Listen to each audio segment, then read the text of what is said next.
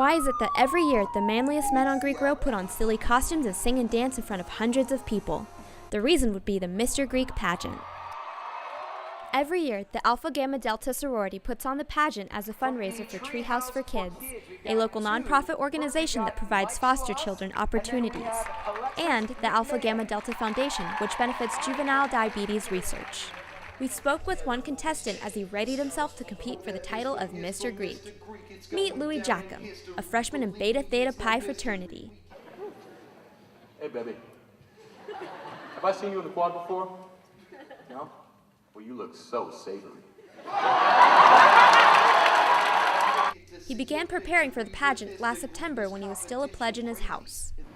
Going back to middle school, I performed a little bit when I first started making music. I play violin. I played violin for 11 years and guitar. Violin recitals kind of whipped me into shape for this kind of thing. In high school, I would play. We had something called Follies, which was basically just our talent show. So I did that every year. No part of what I do is about the spotlight. I'm actually more embarrassed to do what I do than I am, enjoying of it. Don't get me wrong, I absolutely love to show what I make and what I perform to people, but I prefer to keep it to small groups and closer friends. And if I was going to make it big, that would be awesome, but for now, I just love doing it how I'm doing it. Despite being a talented violinist, Louis decided to compose a rap song as his talent portion of the pageant. He wrote his lyrics to reference the Greek system, his fraternity, and even gave a few shout-outs to his brothers. Reppin' Beta Theta Pi, class of 2015, Mr. Greek King, 'cause I'm living my dreams.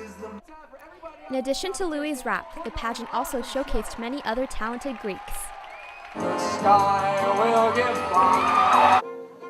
It's taking longer to fall asleep.